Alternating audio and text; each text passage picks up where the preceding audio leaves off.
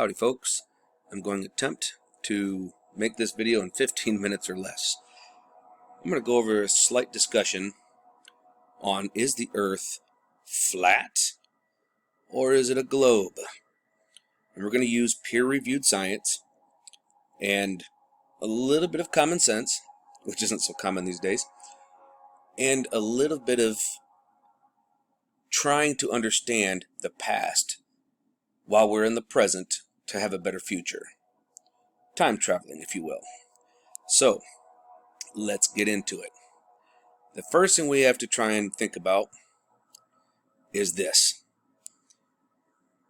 The big flat earth that was originally discussed and told to the world came out of Italy.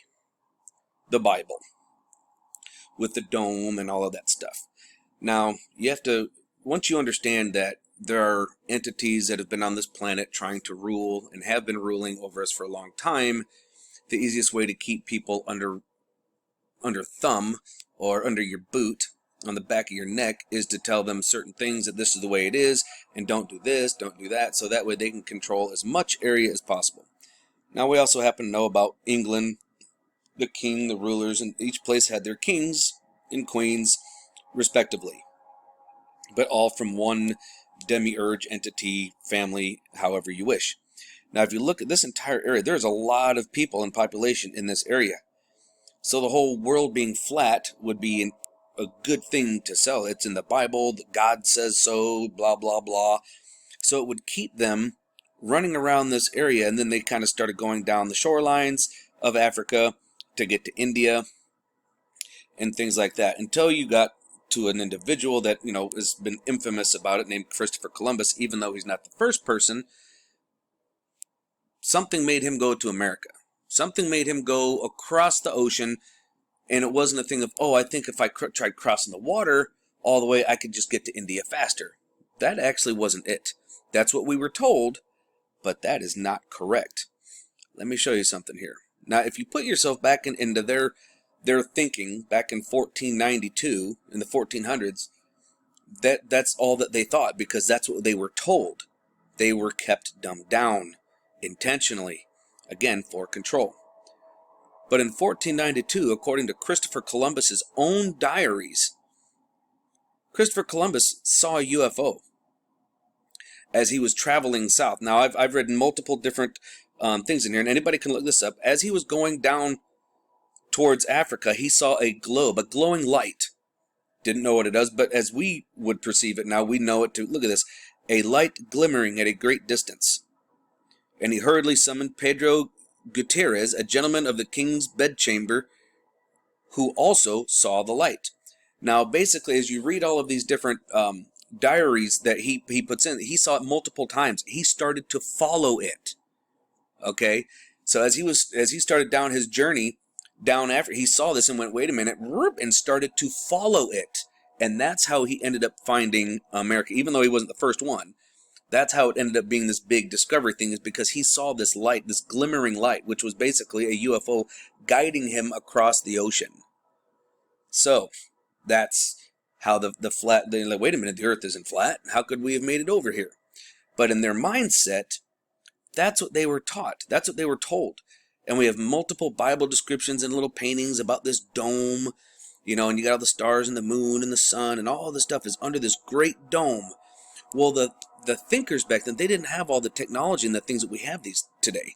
So this is how they would perceive it, is this great dome. They didn't know what this great dome was, but they know that there's something there.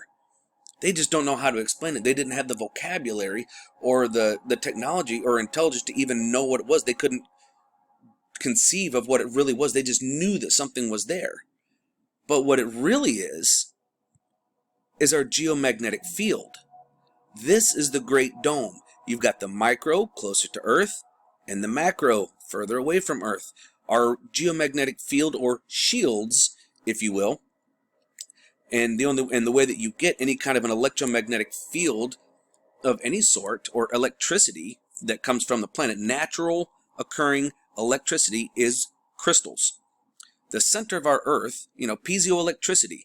So the center of our Earth is a gigantic crystal, and every time we have earthquakes and the plates shift and stuff, it puts pressure down on the crystal, creating piezoelectricity, creating our geomagnetic field, which I think also creates gravity, which keeps us attached to it. That's my own personal possibility, but that's just me kind of going off on one. So another little way for us to think about this is we know that we live in some form of a universe, right? So if we actually look up the definition of universe, they give you all these different things. Physical universe is defined as all space, time, collects all the things in it, electromagnetic radiation, planets, stars, moons, galaxies, blah, blah, blah, blah, blah, right? Well, what if we were to break it down just a little bit? Let me show you what I mean. Where are we at here? Right here. Okay. Got unicycle, one wheel. Unibrow, one eyebrow. Universe, one verse. Now what could that possibly mean? One verse. Well, let's look at that a little bit.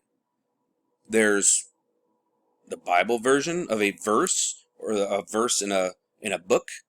So here's one. You were bought at a price, basically a slave. Do not become slaves of men, because you're slaves of the God. Enlil. But that's another discussion. But instead of that, why don't we go here? A verse to a song, music, frequency, vibration. Now, how can I possibly support that, right? Well, hold on just a second. Now, with as much as I hate using the Bible, it's a reference point, okay? 50 Bible verses about the Word of God. In the beginning was the Word, and the Word was with God, and the Word was God. So the Word being frequency, voice, vibration. Okay?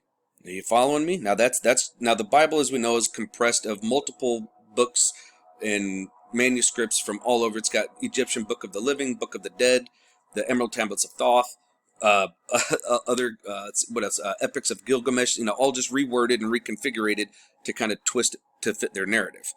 But if we actually look here, the sound of creation. Om, the sound of creation. Om, according to the Hindu belief system, is the sound that created the world. As such, it is a creation sound. Life becomes from its utterance. And there are all other peoples that believe that we were created by a song, by a verse. Can't remember exactly who. I want to say it was the Aborigines or the Hopi Indians, or maybe even the Dogon tribe. I can't remember exactly, but they know about the verse, the song. So, with that being said, is it possible that our universe, or one verse, is a song, a sound, a frequency that's put out? Now, knowing that we can only hear so much means we can't hear other things. I mean, we can't hear high pitches or extremely low pitches. Dogs can hear things that we can't hear, but that doesn't mean that it's not true. Let me show you a little something that might kind of help you out. We're over here at Wired, and we're looking at science. Anybody can Google this. Okay, this is or Google or search engine, whatever you want, about sound levitating objects.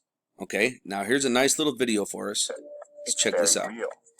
Acoustic levitation uses sound waves to counteract gravity.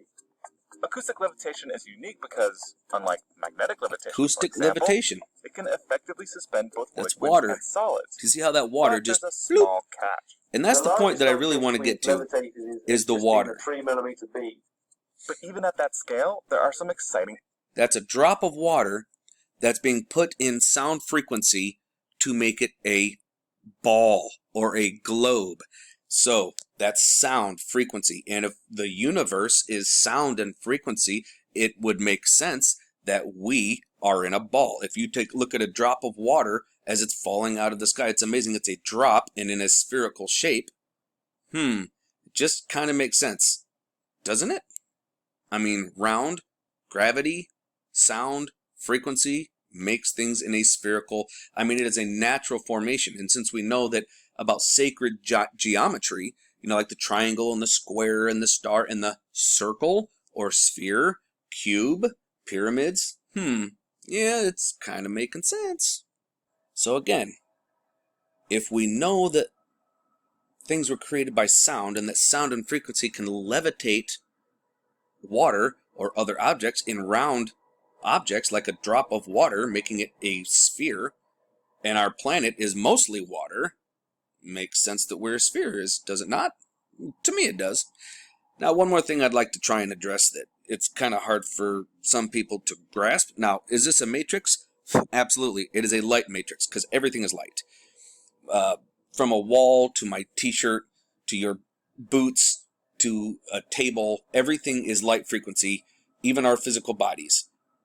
And if we could figure out a way to shift our body to match the frequency of a table, your hand could just pass right through it because you're matching that vibrational frequency of that table, if that makes sense. So yes, this is a light matrix. Everything is light.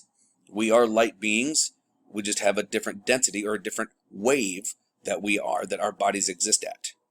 Now, to get on from that, yes, there's a realm, yes, dimensions, absolutely, 11 dimensions that we know of. However, everyone, oh, what about Antarctica, blah, blah, blah. Okay, well, let's go and address Antarctica for just a minute here, okay? Now, this is something that a lot of people have a hard time accepting, but it is what it is. Antarctica. How big is it? Everybody, oh, it's this giant ice wall, blah, blah, blah. Yeah, there's a lot of ice there. There's no questions, no denying it. However, it is the 5th largest out of the 7 continents. It's the 5th largest. Okay, it's literally, let's see, where's it here?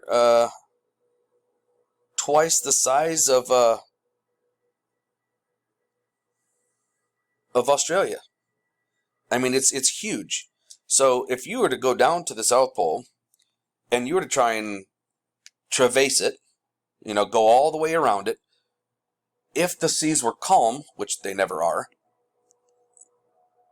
it would take you a long time to go all the way around it. I mean, think about how long it would take to go in a sailboat all the way around Australia. Now double that size. And then don't have anything around you where there's any kind of resources for fuel or food or water. I mean, you're out in the middle of nothing. Now, everyone knows that in Antarctica, the seas are horrendous. Like, they're terrible. So, and that's one of the other things that makes it difficult. And because the Antarctica Treaty, we're just not allowed to go there. I mean, you can book to go during certain times, and you pay a crap ton of money, and they only take you to limited areas that you can go there. But they only take you to limited areas, and then you got to go. So it's very controlled. And all of these nations, even those that, you think that there's great wars and stuff with, whatever, there's not in Antarctica. Well, why is that? Well, because there could be, well, I believe, in my opinion, I think that there are entrances to Inner Earth. I do think that there are other beings that are down there that we are interacting with. I think that the diaries of Admiral Byrd are very admirable, so to speak, that they really do speak a lot of truth.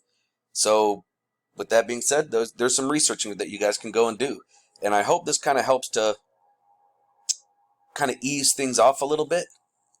Because I know that a lot of people are like the flat earth. Well, they're trying to reintroduce it to kind of keep us divided and fighting, and arguing amongst each other. We've got to stop the division and stop the arguing and stop the fighting.